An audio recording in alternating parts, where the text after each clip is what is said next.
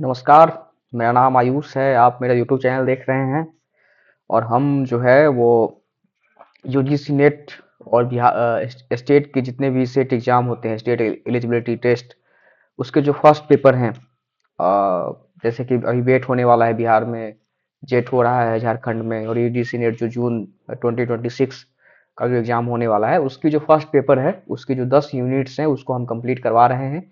अभी तक हमने टीचिंग एप्टीट्यूड को समाप्त किया है। अब रिसर्च एप्टीट्यूड जो है लगभग 4 क्लास हो चुके हैं, आज 5वां क्लास है, तो हम इसको निरंतर करना चाहते हैं और ये लगभग हम जून से पहले यानी मई के लास्ट तक हम इसको पूरा कंप्लीट कर लेंगे। फिर उसके बाद पीओआईक्यू एमसीक्यू सब चलेगा।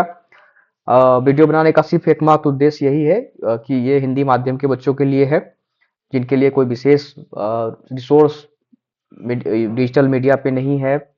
अगर है भी तो बहुत बड़े अमाउंट मांगा जाता है उनसे फीस के तौर पे। तो चूंकि मैं भी उसी बैकग्राउंड से आता हूँ, तो मैं सोचता हूँ कि जो गैप है इसको कम किया जाए और एक सटीक, सिंपल और आसान भाषा में कंटेंट जो है आप तक पहुंचाया जाए, जिससे कि आपकी जो सफलता है उसमें आप नजदीक जाए। और आने वाले समय में बहुत अच्छी संख्या में असिस्टेंट प्रोफेसर की वैकेंसी आने वाली है हर एक राज्यों में। तो उसके लिए जो है अभी से ही तैयारी में लग जाना चाहिए, जिससे कि आसान हो आगे की जो रास्ता है उसको लेकर। तो आज का जो क्लास है हमारा 5वां क्लास है और हम इसको आगे बढ़ाएंगे। वर्तमान में मैं पीएचडी कर रहा हूँ सेंट्रल यूनिवर्सिटी पंजाब से। सोशलॉजी मेरा सब्जेक्ट रहा है। पेपर वन मेरा मतलब पेपर वन की अभी आपके साथ हम चर्चा करेंगे, उसको आप देखेंगे पीडीएफ के माध्यम से। मेरे टेलीग्राम पे आप जुड़ जाइए, वहाँ पे आपको नोट्स वगैरह मिल जाएगा, लिंक आपको डिस्क्रिप्शन में मिलेगा। तो कल हमने देखा था कि ये जो फील्ड रिसर्च के तरीके हैं, डेटा संग्रह की जो विधियां हैं, ये सारी चीजें हमने कल देखा था। आज जो है हम ये कुछ अनुसंधान के बारे में बात करेंगे, कुछ रिसर्च की जो टाइप्स हैं उसके बारे में देखेंगे, जो कि हम ऊपर भी देख चुके हैं, लेकिन फिर भी जो है इसको और व्यवस्थित रूप से देखेंगे।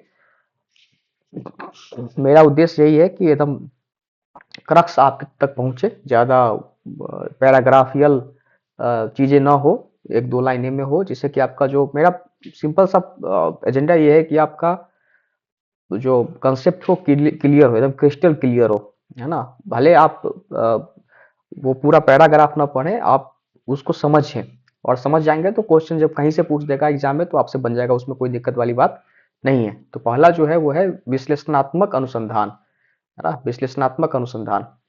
अब ये क्या होता है इसके बारे में हम देखते हैं कि अब देखिए विश्लेषणात्मक अनुसंधान क्या है, कि इसका जो प्रयोग है वो ऐतिहासिक शोध का उद्देश्य समझना होता है। मतलब इस प्रकार का ऐतिहासिक शोध का उद्देश्य समझना होता है कि घटनाएं, लोग या संस्कृति किसी विशेष तरीका से क्यों है, उसमें आंकड़ों का विश्लेषण करके पैटर्न और कारणों का समझा जाता है। समझ रहे हैं क्या है कि विश्लेषणात्मक मतलब विश्लेषण करना। विश्लेषण करना मतलब क्या होता है कि विश्लेषण करना मतलब किसी घटना को किसी डेटा के साथ, मतलब किसी भी चीज को विश्लेषण करना, यानी उसको अपने शब्दों में बताना। ठीक है, ये तो हो गया अपनी भाषा में विश्लेषण का मतलब। लेकिन अनुसंधान जुड़ा हुआ है, यानी उसमें क्या होगा कि एक तरीका होगा, एक पैटर्न होगा। पैटर्न यहाँ पे लिखा हुआ है, यानी एक वे होगा, सिस्टमेटिक वे होगा, जिसमें हम उसकी आंकड़ों के साथ उसकी जो वो जो घटना है उसके बारे में हम उसके कारणों का समझने की कोशिश करते हैं। उसका जो कॉज है, उस घटना के पीछे कॉज है, या उसका मतलब जो आप ये सिंपल समझिए कि विश्लेषणात्मक विश्लेषण मतलब विश्लेषण करना, किसी चीजों के बारे में उसके बारे में बातें करना, उसको समझाने की कोशिश करना, समझने की कोशिश करना, ये हो गया विश्लेषण का मतलब। यहाँ पे क्या लिखा हुआ है, विश्लेषणात्मक अनुसंधान, यानी इसी चीज को अनुसंधान से जोड़ दिया गया है। अनुसंधान से जैसे ही जोड़ा गया तो एक पैटर्न के साथ जुड़ गया। जो आप विश्लेषण करते हैं किसी घटना को, मान लीजिए कि बाढ़ आ गया, तो बाढ़ का जो आप विश्लेषण करेंगे तो अपनी भाषा में करते हैं कि बाढ़ आ गया मतलब बहुत बारिश हो गई, इंद्रदेव नाराज हो गए, इस तरीके से लोक भाषा में इस तरह की बातें होती है। लेकिन अगर इसमें अनुसंधान जुड़ जाता है तो अनुसंधान का मतलब होता है कि एक सिस्टमेटिक पैटर्न, है ना, जिसको अनुसंधान फॉलो करता है, रिसर्च फॉलो करता है। तो अगर हम उसी जो आप जैसे जिस तरीके की बातें बोलते हैं, विश्लेषण करते हैं, अगर उसी में उस पैटर्न को शामिल कर लिया जाए तो उसको बोलते हैं विश्लेषणात्मक अनुसंधान। यहाँ पे लिखा भी हुआ है, आप देखिए कि कारणों, पैटर्न एवं कारणों को समझा जाता है ना। तो आप इसको एक बार फिर से पढ़ लीजिए तो आपको समझ में आ जाएगा। देखिए इसमें क्या लिखा हुआ है, इसको आप अगर ज्यादा महत्व नहीं दीजिए, आप समझिए सिर्फ ये कि जो शब्द लिखा हुआ है विश्लेषणात्मक, उसको आप अपने दिमाग में किस तरीके से कैप्चर करना चाह रहे हैं, है ना? जो उदाहरण मैं दे रहा हूँ, अगर आप उससे रिलेट नहीं भी कर रहे हैं, कोई और उदाहरण आपके दिमाग में है, तो उसको अपने दिमाग में लाइए और उससे उसको जोड़ के अपने दिमाग में रखिए। बहुत महत्वपूर्ण इस बात का है कि आप इसको, या पूरा ये जो दो लाइन का जो ये परिभाषा लिखा गया है, इसको आप याद नहीं कर पाएंगे। आप होगा भी नहीं, अगर कर भी लेंगे तो 2-4 दिन के बाद भूल जाएंगे। लेकिन ये जो विश्लेषणात्मक अनुसंधान है, अगर किसी किसी कोई घटना, जीवित घटना से आप इसको अगर जोड़ लेते हैं, तो ये आपके दिमाग में हमेशा के लिए हो जाएगा, है ना? और जैसा कि नाम से ही पता चलता है, विश्लेषण करना, अनुसंधान जुड़ा हुआ है तो किसी पैटर्न को फॉलो करना है। पैटर्न कौन सा पैटर्न होगा? जो अनुसंधान की जो विधियां हो सकती है, एक सिस्टमेटिक वे होता है, उसमें डेटा होती है, उसमें मतलब आप जब बोलेंगे तो उसके आधार क्या होगा? डेटा होगा, तथ्य होगा, फैक्ट्स होंगे।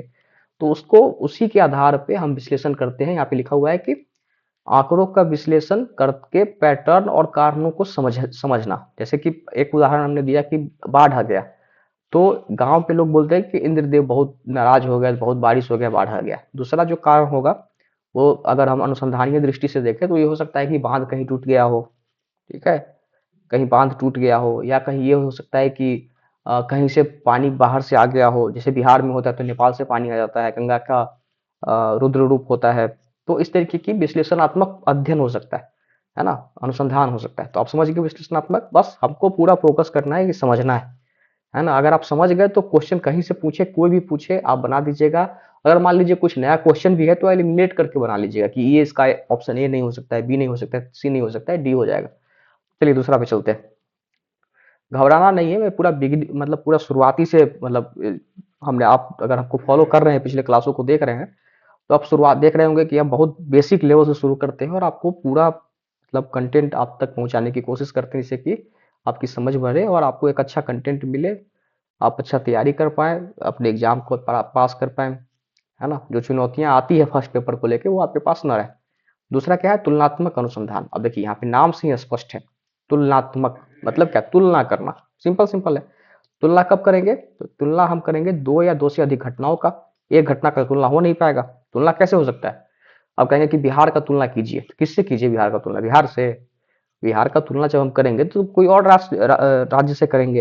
हो सकता है कि हम तमिलनाडु से करें, केरल से करें, है ना? दो या दो से अधिक राज्यों से करें, तभी तो तुलना होगा। उदाहरण के लिए आपको हम बताएं, दो या दो से अधिक घटनाएं, व्यक्तियों या संस्कृति की तुलना की जाती है ना? संस्कृति, व्यक्तियों, और मतलब कुछ कुछ किसी भी चीजों की तुलना की जाती है, जिसमें इससे उनकी समानता एवं अंतर समझने में मदद मिलती है ना? समानता और अंतर समझने में मदद मिलती है। समानता और मतलब एक समझ रहे हैं कि तुलनात्मक अनुसंधान का मतलब हुआ दो या दो से अधिक घटनाओं, व्यक्ति, संस्कृति, आप और कुछ भी हो सकते हैं, है ना? एथनोसिटी मतलब संस्कृति में ही आ जाता है, भाषा, है ना? वर्ग, कुछ भी आप, जाति, कुछ भी आप जोड़ सकते हैं कि तुलना की जाए जिसकी उसकी समानता और अंतर समझने में मदद मिलता है। बस तुलनात्मक यही है, तुलना करना, ठीक है? अब आते हैं व्याख्यात्मक अनुसंधान, है ना? अब देखिए दो तीन जो है शब्द, जैसे कि विश्लेषणात्मक, व्याख्यात्मक, ये दोनों को अच्छे से समझना है। अब व्याख्यात्मक क्या है कि नाम से ही स्पष्ट है, व्याख्यात्मक मतलब व्याख्या करना, है ना? इसमें क्या है? पहला में क्या था? विश्लेषणात्मक यानी विश्लेषण करना। तो दूसरा, तीसरा में क्या है? व्याख्यात्मक, है ना? इसको, तो इस प्रकार के शोध में अतीत की घटना, लोगों या संस्कृतियों के अर्थ और महत्व की व्याख्या की जाती है। इसमें संस्कृति, प्रतीकों, विश्वासों और परंपराओं का विश्लेषण किया जाता है। तो यही है कि व्याख्या आप कब करेंगे? व्याख्या आप कोई इतिहास की घटनाओं को ही करेंगे। लोक या संस्कृति का अर्थ, महत्व की व्याख्या कर सकते हैं। इसमें संस्कृति, प्रतीक, विश्वास और परंपराओं का विश्लेषण किया जाता है। यानी विश्लेषणात्मक अनुसंधान में क्या होता था कि हम किसी डेटा के साथ, है ना, उसके कारणों को समझने की कोशिश करते थे, ठीक है? कि ऐसा है तो क्यों है, और उसके पीछे क्या होता है? एक आंकड़ा होता है, आंकड़ों को विश्लेषण करना होता है। व्याख्यात्मक में क्या है कि ऐसा कुछ नहीं है। मतलब व्याख्यात्मक में भी और विश्लेषणात्मक में भी व्याख्या हो रहा है, दोनों में व्याख्या हो रहा है। लेकिन विश्लेषणात्मक में व्याख्या हो रहा है डेटा के साथ, है ना? किसी घटना के, उसके पैटर्न, उसके कारणों को समझने के लिए हो रहा है। व्याख्यात्मक में ऐसा कुछ नहीं है। व्याख्यात्मक में क्या है कि जैसा जो घटना है उसी को उस तरीके से इंटरप्रिटेट करना है ना? अब जैसे मान लेते हैं कि जो भारत की आज़ादी का साल था 1947, तो 1947 के बारे में कोई अगर व्याख्या करेगा इतिहासकार, तो यही बताएगा कि उसके जो सिलसिलेवार तरीके से जो घटनाएं घट रही थी, कि डायरेक्ट एक्शन डे हो रहा था 16 फरवरी को, 16 शायद अगस्त को, अ, तो 16 अगस्त 46 को, मतलब जो सिलसिलेवार ढंग से घटना घट रहा था तो उसको व्याख्या कर रहेगा। जो भी इतिहासकार इतिहास लिखता है तो वह व्याख्यात्मक दृष्टि से इतिहास लिखता है ना। तो अब आपको मैं बताऊं कि हर एक जो व्याख्यात्मक अनुसंधान है, यानी व्याख्यात्मक जो पद्धति है वो विश्लेषणात्मक होती हो सकती है, लेकिन हर एक विश्लेषणात्मक जो है वो व्याख्यात्मक नहीं हो सकती है, क्योंकि विश्लेषणात्मक के अंदर व्याख्यात्मक आगा आएगा, क्योंकि वहां भी व्याख्या करना है, लेकिन उसमें एक कॉज ये भी है, वहां पैटर्न और कारणों को खोजा जाता है और जिसके पीछे डेटा होता है ना। तो डेटा के साथ जो है पैटर्न और कारणों को समझा जाता है। तो समझ गए, तुलनात्मक समझ गए, व्याख्यात्मक समझ गए। अब आगे चलते हैं। अभिलेखीय अनुसंधान, अब यहाँ भी नाम से स्पष्ट हो रहा होगा आपको। इसमें अभिलेख, जैसे कि हमने पहले भी चर्चा किया कि अभिलेख जो होता है पिछले क्लास में भी, कि आपने अशोक की अभिलेख के बारे में पढ़ा होगा, आपने जो पुराने राजा हैं हर्षवर्धन के अभिलेख, गुप्ता जो पीरियड रहा है उसमें अभिलेखों की जिक्र मिलता है, समुद्रगुप्त वगैरह की, है ना, रुद्रतमन की अभिलेख जो प्रयागराज में। तो अभिलेख जो मतलब ही होता है कि पुराना दस्तावेज, सरकारी रिकॉर्ड, डायरी, पत्र, समाचार, तस्वीरें अध्ययन किया जाता है ना। अतीत की घटनाओं की जानकारी मिलती है। तो मोटा मोटी यही है, इस पे ज्यादा फोकस नहीं करना है। पिछले क्लास में भी हम लोग बात किए थे इस पे। मौखिक इतिहास, तो इसमें यह है कि इस विधि में उन लोगों का साक्षात्कार लिया जाता है जिन्होंने किसी ऐतिहासिक घटना का अनुभव किया हो, जिनसे इतिहास को समझने में एक नया दृष्टिकोण मिलता है। तो अभी हमारे मतलब 11 बजने को है, 11:30 के आसपास होने को है। कई सारे हमारे पास काम बचे हुए हैं, पेंडिंग में है, फिर भी मैं आपके लिए वीडियो बना रहा हूँ, तो आपका सपोर्ट लाजिम है, जरूरी भी है। तो देखिए, मौखिक इतिहास मैं आपको एक सिंपल सा मतलब उदाहरण से समझाने की कोशिश कर रहा हूँ कि इस विधि में उन लोगों की साक्षात्कार लिया जाता है जिन्होंने किसी ऐतिहासिक घटना का अनुभव किया हो। जैसे चंद्रशेखर आजाद साहब ने आजाद हिंद फौज का कमान संभाले थे जब वो, तो उस सेना में कई लोग जो है अभी जीवित हैं। तो जब भारत की जब 15 अगस्त या 26 जनवरी के जो आसपास का जो माहौल होता है, उस समय में कई टीवी चैनल जो है उन लोगों का साक्षात्कार करते हैं, इंटरव्यू करते हैं। तो वो क्या उस किस श्रेणी में उसको डालेंगे? मौखिक श्रेणी इतिहास में, क्योंकि उन लोगों ने आजाद हिंद हिंद फौज में अपना सर्विस दे के उस घटना से वो जुड़े हुए हैं, और वो घटना को आज के तौर पे अगर हमारे सामने वो आती है, जो कि आती है न्यूज चैनलों में, तो उसको हम बोलेंगे मौखिक इतिहास। और इस तरीके की कोई भी घटनाओं को साथ जोड़ के, है ना, मतलब बहुत सारे ऐसे भी लोग हैं जिन्होंने गांधी जी के साथ काम किया, और उनका जो इतिहास, मतलब उनकी जो अभी जीवंत जीवन है उसमें वो उसको याद करते हैं। तो अगर उनकी जो व्यक्तिगत साक्षात्कार होगा उसको, या उसकी जो घटनाओं का अध्ययन होगा, उसको मौखिक इतिहास के रूप में हम देखेंगे। कलाकृति विश्लेषण, है ना, इसमें अतीत की भौतिक वस्तुओं जैसे औजार, कपड़े, कलाकृतियों का अध्ययन किया जाता है ना। इससे उस समय की संस्कृति और जीवन शैली के बारे में जानकारी मिलती है। जैसे सिंधु घाटी सभ्यता, तो सिंधु घाटी सभ्यता में बहुत सारी चीजें मिली थी, जैसे कि घड़ा मिला था, स्वास्तिक के चिन्ह मिले थे, वो जो स्नान घर है वो मिला था, अन्नागार मिला था। तो वो जो मिला, तो उसका जो अध्ययन कहलाएगा वो कलाकृति विश्लेषण कहलाएगा, है ना। कलाकृति विश्लेषण कहलाएगा, जिसमें उन सारी चीजों को उसके आधार पे वो जज कर सकते हैं, या उस आधार पे वो निष्कर्ष निकाल सकते हैं कि उस समय की जो जीवन शैली थी सिंधु घाटी सभ्यता का, वो कैसा था। आगे चलते हैं। बहुत विशेष कुछ ऐसा नहीं है कि आपको समझने में दिक्कत हो। द्वितीय के स्रोत, है ना, इसमें प्रकाशित पुस्तकें, लेखक, शोध पत्रों का अध्ययन किया जाता है। ये शोध ऐतिहासिक घटनाओं को समझने में सहायक होते हैं। हमने पिछले क्लास में भी इसकी चर्चा की। आगे बढ़ते हैं। सांख्यिकीय विश्लेषण, इस विधि में जनगणना या आर्थिक आंकड़ों जैसे संख्यात्मक डेटा का विश्लेषण किया जाता है, जिससे पैटर्न, प्रवृत्तियों की पहचान की जाती है। सांख्यिकीय विश्लेषण, है ना, मतलब अब जनगणना होता है तो एक डेटा जो है हमारे पास आती है कि किस घर में कितने लोग हैं, क्या कर रहे हैं, शिक्षा क्या है, घर में कितने पुरुष हैं, महिला हैं, बच्चे हैं। तो एक हमारे पास डेटा आता है, आर्थिक स्थिति क्या है। तो उस डेटा का जब हम मतलब विश्लेषण करते हैं, या मतलब उस जो पैटर्न, प्रवृत्तियों की पहचान की जाती है, तो मोटा मोटी वही सांख्यिकी विश्लेषणात्मक है, विश्लेषण है। फील्ड वर्क से सब अवगत होंगे, है ना। तो इसमें क्या है, ऐतिहासिक स्थलों या समुदाय में जाकर प्रत्यक्ष अध्ययन किया जाता है। इसमें संस्कृति और वातावरण की वास्तविक समझ मिलती है। फील्ड वर्क वही है, इसमें ज्यादा दिमाग नहीं लगाना है। वस्तु विषय वस्तु विश्लेषण, इससे कई बार सवाल पूछा गया है ना। इसमें फिल्में, टीवी कार्यक्रम और विज्ञापनों जैसे मीडिया सामग्री का अध्ययन किया जाता है। इससे समाज की सांस्कृतिक सोच और विश्वासों को समझा जाता है। समझ गए? अब होता क्या है कि अब जैसे 6 महीने का है ना, 6 मंथ का जो मीडिया का वो है, चैनल का जो प्रसारण है ना, चैनल का जो प्रसारण है,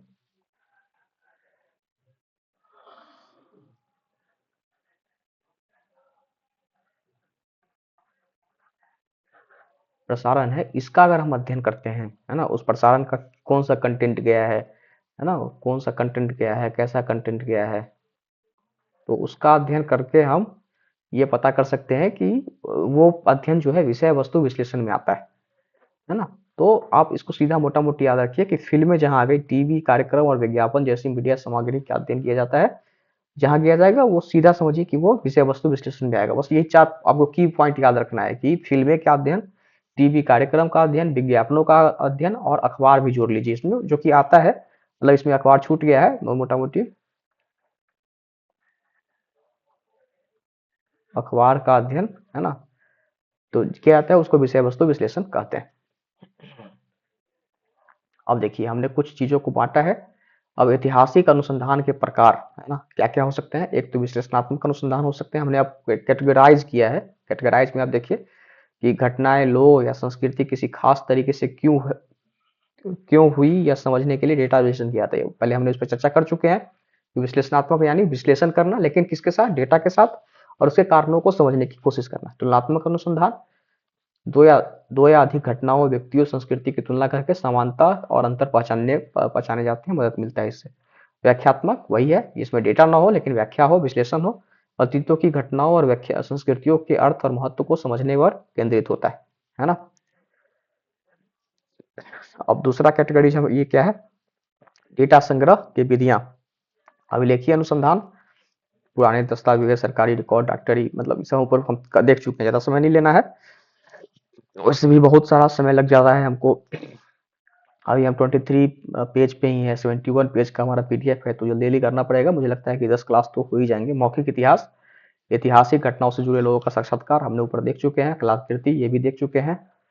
द्वितीय स्रोत, किताब, लेख, शोध पत्र, अध्ययन ये भी हम देख चुके हैं। बस आपके लिए क्विक रिमाइंडर है ना, क्विक आपके दिमाग में रिमाइंड करे कि हमने ऊपर पढ़ा है, नीचे भी ये चीज, सारा चीज है। ऊपर हमने एक मतलब लिखा तो उतना ही है जितना उसमें हो सकता है, लेकिन फिर भी एक हमने उसको बॉक्स में रखा है, जिससे कि आपका जो विजुअलाइजेशन पावर है वो इस्तेमाल हो और आप इसको दिमाग में तुरंत बैठा लें।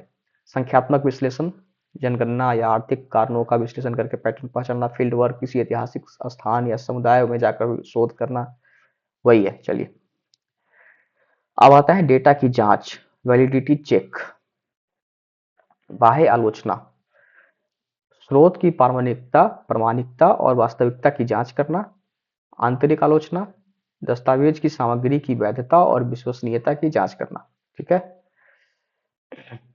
आप सीधा है कि बाह्य आलोचना यानी स्रोत की प्रामाणिकता की, स्रोत कहाँ से मिल रहा है। जैसे कि बाह्य आलोचना क्या होता है कि आप किसी व्यक्ति से मिल रहे हैं तो कितना प्रमाणित है, वो जो बोल रहा है कितना प्रमाणित है, या घटना जो वास्तविकता की जांच है वो कितना प्रमाणित है। आंतरिक आलोचना, दस्तावेज की सामग्री की वैधता और विश्वसनीयता की जांच करना, यानी जो आंतरिक दस्तावेज हम जहाँ पे हम डेटा कलेक्शन कर रहे हैं, या जो हमारी जो वैलिडिटी है उसकी उसकी कितनी विश्वसनीयता है, उसकी जांच करना। तो दो चीजें हैं, बाह्य आलोचना, आंतरिक आलोचना, बहुत बेसिक चीजें हैं, आप इसको समझ ही रहे हैं। और इसमें मतलब इस पे ज़्यादा ज़्यादा फोकस भी नहीं करना है, क्योंकि इसे सवाल आए नहीं है, तो आप सिर्फ समझने के लिए समझ लीजिए। अब आते हैं अनुमान के प्रकार, है ना। तो हमने ऊपर देखा था इंडक्टिव डिडक्टिव, है ना। तो निगमनात्मक यानी डिडक्टिव अनुसंधान, सामान्य नियमों से निष्कर्ष निकाला जाता है ना, कि भाई पृथ्वी गोल है, तो मतलब एक उदाहरण के लिए समझिए कि एक सामान्य निष्कर्ष के रूप में ये हो सकता है कि क्या हो सकता है, कुछ उदाहरण आप दे सकते हैं तो बताइए। ऐसे मेरे पास है उदाहरण कि जो है सो सारा जो हम किसी भी चीज को आसमान की तरफ फेंकते हैं तो वो जमीन की तरफ आती है, यानी गुरुत्वाकर्षण का बल। तो एक नियम हो गया कि कोई भी चीज को ऊपर से हम नीचे गिराएंगे तो ऊपर से छोड़ेंगे तो नीचे गिरेगी, है ना। तो फिर इस एक सामान्य नियम हो गया। अब हम निष्कर्ष क्या निकालेंगे, ये हम ये पेन जो है अगर हम इसको ऐसे करके ऐसे गिराते हैं तो नीचे आएगी, फोन जो है, फोन को अगर हम गिराते हैं तो नीचे आएगी। तो ये सामान्य निष्कर्ष हो गया। अवमाननात्मक अनुसंधान क्या है कि अवलोकन से सामान्य सिद्धांत की तरफ, है ना। अब इसका जस्ट विपरीत है कि अगर हम इसको ऐसे पेन को ऐसे गिराए नीचे गिरी, फोन को गिराए नीचे गिरी, ये पैड को गिराए नीचे गिरी, है ना, पैड को गिराए नीचे गिरी, तो सीधा मतलब ये हुआ कि कोई भी चीज जो है सब नीचे गिर रही है, इसका मतलब जो भी ऊपर से हम छोड़ेंगे वो नीचे गिरेगी। मतलब दोनों का एक ही है, मतलब उल्टा है, जस्ट अपोजिट। तीसरा क्या है, काल्पनिक निगमनात्मक विधि, परिकल्पना बनाकर उसे परीक्षण और अनुभव से सत्यापन किया जाता है। ग्राउंडेड थ्योरी, तो देखिए इसको थोड़ा देख लेते हैं। काल्पनिक निगमनात्मक विधि, परिकल्पना बनाकर उसे निरीक्षण और अनुभव से सत्यापित किया जाता है। ग्राउंडेड थ्योरी, डेटा के संग्रह और विश्लेषण के आधार पर नए सिद्धांत विकसित करने की गुणात्मक शोध विधि, उसको क्या बोलते हैं, ग्राउंडेड थ्योरी। फिर से समझिए इसको कि डेटा के संग्रह और विश्लेषण के आधार पर नए सिद्धांत विकसित करने की गुणात्मक शोध विधि को क्या बोलते हैं, ग्राउंडेड थ्योरी बोलते हैं। ग्राउंडेड, अब इसको थोड़ा और हम इसको तोड़ते हैं। ग्राउंडेड यानी क्या, ग्राउंड मतलब क्या, जमीन, है ना, एक मैदान। और ग्राउंड मैदान के थ्योरी क्या हो सकता है कि डेटा के संग्रह और विश्लेषण के आधार पर नए सिद्धांत को विकसित करने की गुणात्मक विधि, है ना। यहाँ पे आप देखिए मात्रात्मक नहीं है, गुणात्मक है। क्वालिटेटिव रिसर्च विधि को हम ग्राउंडेड थ्योरी बोलते हैं, यानी डेटा भी है, उसका विश्लेषण भी है, और इसके आधार पर नई सिद्धांत का विकसित होना। और विधि कौन सा है, गुणात्मक, यानी कई चीजें हैं इसमें। एक तो डेटा है, डेटा प्लस विश्लेषण,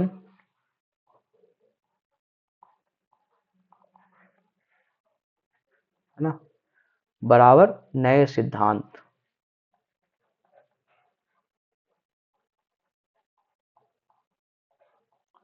विधि कौन सी होगी, गुणात्मक, है ना। तो बस इसको ही ध्यान रखिए। देखिए अब थोड़ा सा और इसमें चलते हैं। अभिलेखीय अनुसंधान हमने ऊपर देख चुके हैं, दो बार देख चुके हैं, लेकिन थोड़ा सा और इसको समझने की कोशिश करते हैं। पहले से मौजूद सामग्री और आंकड़ों का उपयोग किया जाता है, ठीक है। मौजूदा डेटा की समीक्षा और विश्लेषण करके निष्कर्ष निकाले जाते हैं, ठीक है। यह विधि ऐतिहासिक अनुसंधान के लिए उपयोगी होता है, ठीक बात है। इसमें पांडुलिपियां और अभिलेख जैसी सामग्री का उपयोग किया जाता है, बस वही बात है जो ऊपर हमने पढ़ा। सैद्धांतिक अनुसंधान, यह कानूनी सिद्धांतों और नियमों के अध्ययन पर आधारित होता है। इसमें कानूनी मिसालों और नियमों का विश्लेषण किया जाता है। वकील समान कानून समस्याओं को हल करने के लिए प्रयोग करते हैं। सैद्धांतिक अनुसंधान, इसको भी आप ध्यान में रखिएगा। सैद्धांतिक अनुसंधान, यह अनुसंधान सामाजिक और कानूनी पहलुओं पर केंद्रित होता है। यह क्षेत्र कार्य महत्वपूर्ण होता है, यह क्षेत्र कार्य के लिए महत्वपूर्ण होता है ना। गैर सैद्धांतिक, इसका दायरा व्यापक होता है और यह गुणात्मक और मात्रात्मक दोनों हो सकता है। व्याख्यात्मक अनुसंधान, इसका उद्देश्य किसी पाठ या विचार का अर्थ समझना होता है। इसमें आलोचनात्मक व्याख्या की जाती है, विशेष रूप से धार्मिक और साहित्यिक ग्रंथ को अर्थ समझने में प्रयोग करते हैं। व्याख्यात्मक हमने ऊपर समझ चुके हैं। व्याख्या मतलब व्याख्या करना, किसी घटना या विचार का अर्थ समझना। आलोचनात्मक व्याख्या करना, विशेष रूप से धार्मिक या साहित्यिक ग्रंथों को अर्थ समझने में प्रयोग करना। सहभागी अवलोकन आधारित अनुसंधान, इसमें शोधकर्ता किसी सामूहिक सामाजिक समूह में शामिल होकर उनका अध्ययन करता है। वह लोगों के व्यवहार, अंतःक्रिया और प्रथाओं का अवलोकन करता है। यह सामाजिक अनुभवों को समझने में उपयोगी होता है।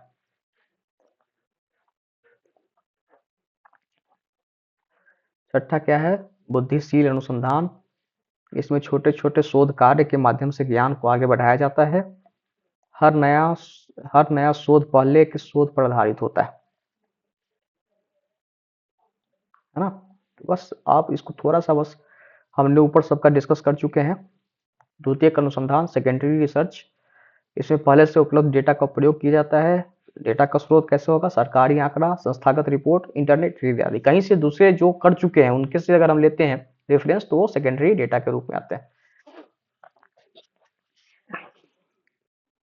डिस्क्रिप्टिव रिसर्च, वर्णनात्मक अनुसंधान, इसकी किसी जनसंख्या, स्थिति, घटना का सही वर्णन करना, यानी जैसा है उसी का उसी तरीके से वर्णन करना, है ना। क्या, कहाँ, कब और कैसे जैसे प्रश्नों का उत्तर देना, लेकिन क्यों का नहीं। क्यों का उत्तर नहीं देता है। क्यों का उत्तर कौन देता है? विश्लेषणात्मक, है ना। विधियां क्या है? अवलोकन विधि, केस स्टडी, सर्वेक्षण। अब क्या है? पूर्वव्यापी अनुसंधान। इसमें पहले से घटित घटना के कारणों का पता लगाया जाता है। शोधकर्ता संभावित कारणों का अनुमान और विश्लेषण करता है। समझ गया ना, पहले से घटित घटना का। कि ये मान लेते हैं कि जैसे कि सिंधु घाटी सभ्यता हुआ, उसकी जो डिक्लाइनेशन हुआ तो क्या वजह रही होगी, तो उसका जो अगर हम अध्ययन करेंगे तो उसमें क्या आएगा? पूर्वव्यापी अनुसंधान, है ना। तो उसमें अनुमान और विश्लेषण कर सकते हैं। इसमें तुलनात्मक या नियंत्रण समूह हो सकते हैं। शोध में स्वतंत्र रूप से परिवर्तन नहीं किया जा सकता है, स्वतंत्र चर में परिवर्तन नहीं किया जा सकता है। यह घटना के कारण और प्रभाव का अध्ययन करता है। अब क्या है? ये यह घटना विज्ञान संबंधी अनुसंधान, फेनोमेनोलॉजी रिसर्च, ये हम लोग सोशियोलॉजी में पढ़ते हैं, है ना। लेकिन ये आपको यहाँ ही पढ़ना है। तो इसमें क्या है कि इसमें लोगों के अनुभव को समझने का प्रयास किया जाता है। डेटा साक्षात्कार अवलोकन से प्राप्त होता है। यह गुणात्मक शोध का एक प्रकार है। मुख्य उद्देश्य लोगों की साझा अनुभवों में से किसी घटना को समझना। यानी क्या है? फेनोमेनोलॉजिकल रिसर्च जो है उसमें क्या है कि लोग जो विश्वास करते हैं उसका रिसर्च करना, कि अगर आप विश्वास करते हैं राम में, कृष्ण में, किसी और जो भी आपके आराध्य हैं उसमें, तो क्यों करते हैं, है ना। तो उसका जब हम विश्लेषण करते हैं आपसे, तो कैसे करेंगे? तो साक्षात्कार कर सकते हैं, अवलोकन कर सकते हैं। गुणात्मक शोध होगा, चूंकि ये साक्षात्कार अवलोकन के रूप में आता है। तो लोगों के साझा अनुभवों से किसी घटना को समझना, तो वह क्या आएगा? घटना विज्ञान संबंधी अनुसंधान, यानी फेनोमेनोलॉजिकल रिसर्च। फेनोमेनोलॉजिकल रिसर्च का मतलब ये होता है कि लोग जो जैसा समझते हैं उसी को लिखना, उसी को समझने की कोशिश करना, है ना। अपना प्रभाव या रिसर्च का, ज्ञान का प्रभाव वहां पे न दिखाना। अनुभवजन्य अनुसंधान, इंपेरिकल रिसर्च, यह निष्कर्ष प्रत्यक्ष अनुभव और प्रमाण पर आधारित होते हैं। डेटा गुणात्मक और मात्रात्मक दोनों तरीकों से एकत्र किया जा सकता है। Observation, inductive, deductive, testing, evaluation, empirical research, methodological cycle, है ना। इसमें क्या है कि इसमें निष्कर्ष प्रत्यक्ष अनुभव और प्रमाण पर आधारित होता है, एविडेंस पे। डेटा गुणात्मक और मात्रात्मक दोनों तरीके से एकत्र किए जा सकते हैं,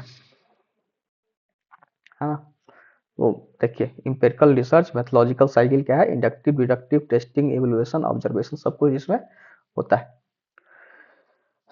नैरेटिव एनालिसिस, कथ्यात्मक विश्लेषण, यह गुणात्मक डेटा विश्लेषण की एक विधि है।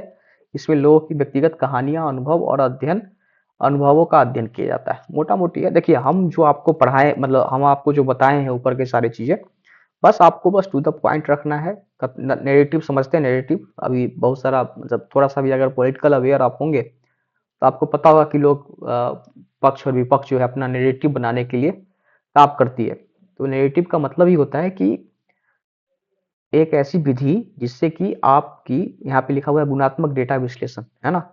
तो कई तरीके से विश्लेषण किया जा सकता है किसी चीज का, है ना। तो वो अपने हिसाब से करते हैं गुणात्मक रूप से। व्यक्तिगत कहानियां, अनुभवों का अध्ययन किया जाता है। ऐसे कि अभी, मतलब मैं पॉलिटिकली नहीं जाना चाहता हूँ, लेकिन फिर भी आप किसी भी चीज को जोड़ लीजिए कि पक्ष कहेगा कि विपक्ष गलती है, उसके कुछ ऐतिहासिक घटनाओं को ले आएगा सामने, और विपक्ष है कि पक्ष गलती है, उसकी कुछ घटनाओं को ले आएगा सामने। तो इस तरीके के जो नैरेटिव बनते हैं, है ना, तो उसको नैरेटिव एनालिसिस कहते हैं, कथ्यात्मक विश्लेषण कहते हैं, है ना। तो अब जो है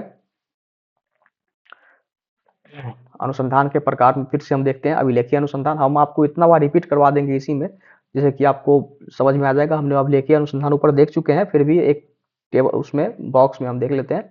पुराने दस्तावेज, रिकॉर्ड, पांडुलिपियों के अध्ययन का निष्कर्ष निकालना ही अभिलेखीय अनुसंधान है। सैद्धांतिक अनुसंधान सिद्धांतों और अवधारणाओं के आधार पर अध्ययन किया जाता है। गैर सैद्धांतिक, है ना, सामाजिक और कानूनी समस्याओं से संबंधित व्यवहारिक अध्ययन। अनुभवजन, वास्तविक अनुभव एवं प्रमाणित डेटा पर आधारित शोध। व्याख्यात्मक, किसी पाठ या घटना का अर्थ समझने के लिए किया गया अध्ययन। सहभागी अवलोकन, शोधकर्ता स्वयं समूह में शामिल होकर लोगों के व्यवहार और गतिविधियों का अध्ययन करता है। द्वितीयक अनुसंधान, पहले से उपलब्ध डेटा जैसे किताबें, रिपोर्ट, इंटरनेट आदि का प्रयोग करना। वर्णनात्मक अनुसंधान, किसी घटना, स्थिति या जनसंख्या का विस्तृत व्याख्या विवरण करना। पूर्वव्यापी अनुसंधान, पहले हुए घटनाओं के संभावित कारणों का अध्ययन करना। मोटा मोटी यही है। अवलोकन विधि, लोगों या घटनाओं का निरीक्षण करके जानकारी लेना। केस स्टडी विधि किसी एक व्यक्ति या घटना का गहन अध्ययन करना। अब देखिए ऊपर हम पढ़ चुके हैं इसलिए थोड़ा जल्दी जल्दी हम आगे बढ़ रहे हैं क्योंकि बहुत सारी चीज़ों को और कवर करना है। तो अवलोकन विधि में क्या है, लोगों या घटनाओं का निरीक्षण करके जानकारी लेना। केस स्टडी में क्या है, किसी एक व्यक्ति या घटना का अध्ययन करना। ठीक है। सर्वेक्षण अनुसंधान प्रश्नावली या इंटरव्यू के माध्यम से डेटा एकत्र करना। अभी जो जनगणना होगा तो आप उसमें देखेंगे सर्वेक्षण अनुसंधान का उपयोग किया जाता है। ये सवाल ही पूछा गया है कि जनगणना में